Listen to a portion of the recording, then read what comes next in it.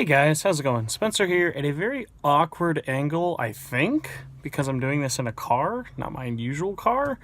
And I think I've only ever really done videos that I plan to talk directly at my house. Either way, I'm on a lunch break during work. This is the only place I could really set up the camera. So if it looks really weird, that's why. Hopefully you guys can still enjoy the video. So today I wanted to talk about something that's not necessarily all about collecting and other things like that. I wanted to talk about Velocity 2X Critical Mass Edition. Actually, I have it right here.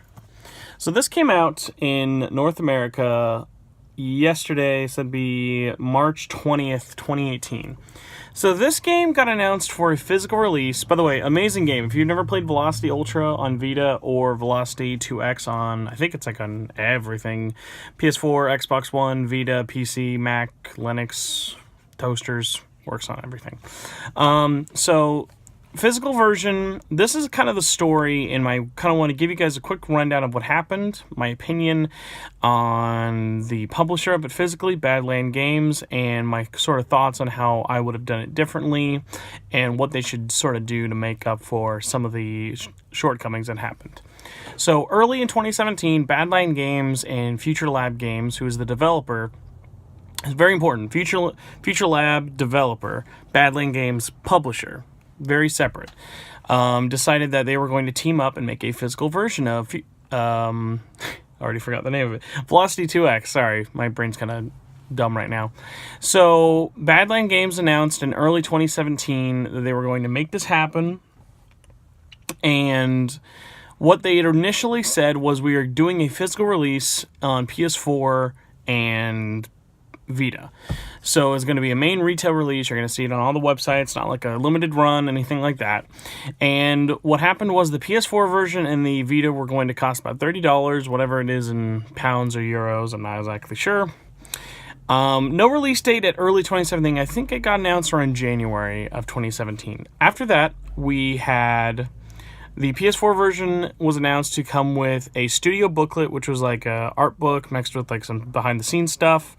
So it was going to have a booklet, a CD of 2X, whose name I can't remember. Actually, wait, I have it on here. The soundtrack by Joris Demon, who also did the soundtrack to Horizon Zero Dawn. So it's going to come with that and all the DLC that came with it, and that's what was going to come in the game. As well as a behind-the-scenes documentary. So the Vita version was going to come with the game, all of the DLC, and the documentary, and also if you pre-ordered Velocity Ultra as a download code, which is kind of cool. So you're getting less stuff, but you're getting 2 games on the Vita version. Obviously, it costs way more money to make a Vita game than it does to make a PS4 game physically. Not a lot of people know that, but basically discs are cheaper than cartridges, blah, blah, blah, blah, blah. So we go a while with not a lot of press. It's announced, and we pretty much go about half a year until like July, August, without anyone ever saying anything. The developers already done all the work. They submitted everything to Badland Games, and we're just waiting on them to publish it. And so at the end of summer, we find out a few things have changed. They've dropped the pre-order bonus or inclusion of Velocity Ultra on PS Vita, and the Vita was just going to come with the 3 DLC packs included on the disc with on the cartridge, as well as the behind-the-scenes documentary. But that was also going to be on the cartridge, so that's kind of cool. I can't think of any other Vita games that come with a behind-the-scenes movie on the cart. Like, a good example, Axiom Verge, also done by Badland Games. That was a Blu-ray documentary, so kind of cool that you could pop them in and just watch it like that. So what happened is we found out, I know the first date was for the North American release was originally going to come out in October, early October, and the European version I think was late September or early October as well. But I'm going to go with late September just because I feel more confident about that. So it comes out in Europe, no problem. PS4 is all the stuff it has, DLC, so here we go, DLC, game, booklet, CD. Perfect. That's all you needed. Vita, same thing. No big deal. And it's coming out in a few weeks. Except it gets pushed back. But what's important to note is Badland Games actually stopped talking about this. Never replied to tweets on their Twitter, never posted an update on their blog, never gave actually FuturLabs an answer either. FuturLabs was actually really good at getting back with fans and letting them know, say, hey, where's the North American version? Got delayed, didn't know why, there's no explanation. And actually, as of this recording, we still don't know. I'm recording this on the 21st of March, so the day after it came out in North America. And I'm actually glad. I was going to do this the day of release, but some things have happened, which would be kind of interesting. But so far, it's October, and the game got pushed back to November, and we never heard of why. Everyone's saying, okay, it's 2 months, it's not a big deal. It's the first real delay for North America. Waiting isn't really going to kill us. It's the holiday time. There's a lot of stuff coming out. Vita and PS4 release of an indie game at retail is not really going to make the bank. So, makes sense, or maybe just got pushed back for holiday rush. So, November comes around, and still no release. And all of November happened, no release, and here we are wondering what happened. Now we know the release date is in January. So we have gone all this time, and it's been a full year, and the game's going to release in January. It's like, okay, that really sucks. You've given us no communication. FuturLabs has no idea. People keep asking them, and they just say, hey, we're sorry. We know the European version's out. So, by the way, obviously, at this point, it's not like the game's going to get any more DLC or has any more content. So this leads to a lot of collectors importing the European edition, because the European edition's been out for a while. It's been discounted, blah, blah, blah.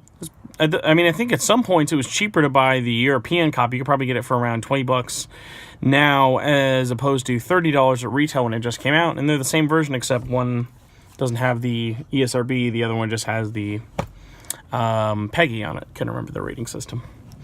So January comes along. This is the insane part. January comes along, and it gets delayed again. It gets delayed again, and we've still not heard a single peep, answer, explanation, anything. Not even to retailers. Retailers never heard why. So if you pre-ordered at Best Buy, Amazon, GameStop, they never knew. If you questioned the developer or the retail partners, they had no communication at all, and it was really, really bad. So at this point, it got pushed back to March 30th. At least for myself, I don't know how others felt. At this point, I was like, this game just can't come out, right? It just clearly they're doing something wrong, something shady is going on, or they're just being really incompetent because they're not talking about it at all. So obviously the game came out with zero fanfare, no press releases, no nothing. Pretty much the most fanfare you got was the weekend before. We got a bunch of people, including myself, got shipping a notification saying, yay, the game's coming out, finally, yay! That was it. So now the game is out. What more drama could there be? The game is out. Unless they just shipped us a napkin in a box, the game is fine. Half correct. So PS4 version comes out, everything's included, blah, blah, blah, blah, blah. Behind the scenes, CD, booklet, game, everything there. Everything you wanted. PS4 version, PS Vita version. Included everything as originally advertised. Obviously, we don't have Velocity Ultra again. I never understood why that was taken out or what happened, but that was quickly removed. So we got a game. Here we have it. We have the game with our ESRB rating. And if we look here, which this will probably be in reverse, but I'm not exactly sure. Let's see if I can have it focus. If it won't, not a big deal. So if you read it here, it says 3 DLC expansions, and I'm just going to pull it away because it looks blurry on my screen. So it comes with, I'm just going to read it off. 3 expansions, Daily Sprint, Critical Urgency, Dual Core, an original soundtrack CD. Not in here. And an exclusive making of documentary. That isn't here. And a studio booklet. The game is in my Vita, so it is not in here. This is all we got. There was no booklet or CD. So, yeah, that was a misprint, which was odd for many reasons. 1, Europe didn't have that problem.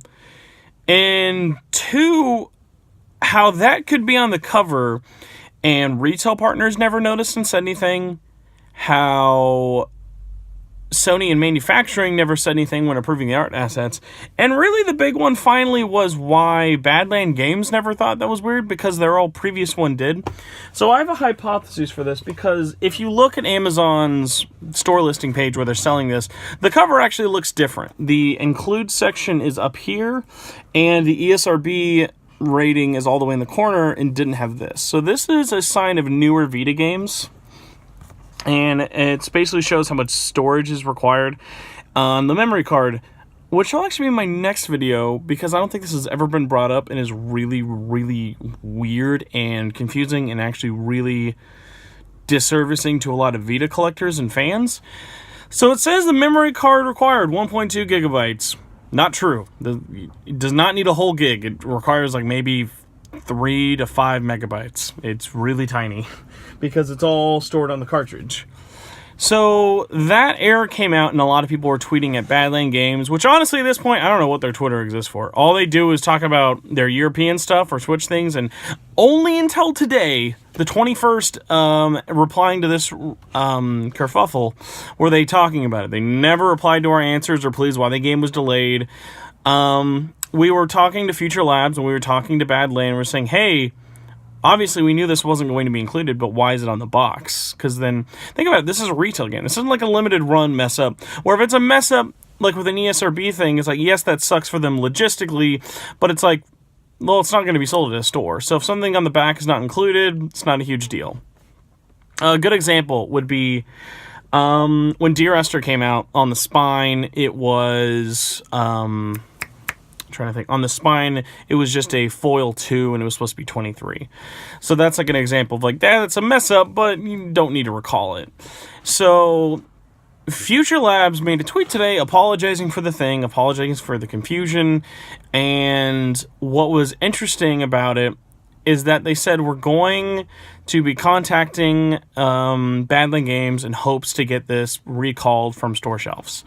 Now, we obviously have no idea how many copies were made. I'm going to guess probably around 10,000, 10 to 15,000 copies are made to distribute within different partners, and obviously there's probably more PS4 copies made than Vita.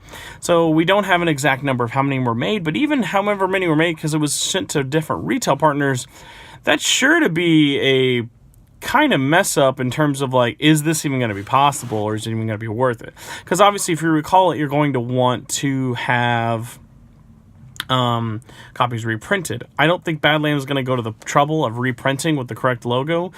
So now we finally heard from Badland Games, whose only comment on it, besides we're looking into the situation and we're looking into options. By the way, considering they said they're looking into options, and they replied to a tweet by, I think, Final Maxstorm, who said, hey, how about we just have a correct cover sent out to us digitally and we print it ourselves? They replied to that saying, that looks like it may be one of the options. Does not give a good sign for a reprint anytime soon. Finally, I want to kind of go out by saying what they said the reasoning for this issue was. They said a former employee who was a designer was the one who sent off the wrong assets. But what's weird about that is a couple of things. One, that there are multiple errors on the cover already, including the memory required section and the logo from the PS4 section with all the stuff included is the exact same. Now, to my knowledge, Badland Games does not have a U.S. division, at least not a publicly shared division where we know about, and they seem to all work out of Madrid, Spain. So I don't know how that issue would have happened. If I was them as a company, I would not say, hey, it's that guy's fault. We fired him, so don't worry about it. He's not going to make that mistake again. I feel like that's not really doing the correct thing in terms of maybe apologizing. I would say, is this a really big deal that needs an apology? No, on its own, a box saying, oh, this includes blah, blah, blah, but it doesn't really, that's not really that big of a deal because you really are buying it for the game. No one's buying it just for the CD or the booklet. At the same time, though, you have to remember that this is coming after a misprint and then a delay, and another delay that has never once been talked about publicly. So this company has done a few releases. Their only previous Vita release they've done is Axiom Verge, which surprisingly, I think Axiom Verge got delayed once, maybe? Like from October to November. Maybe.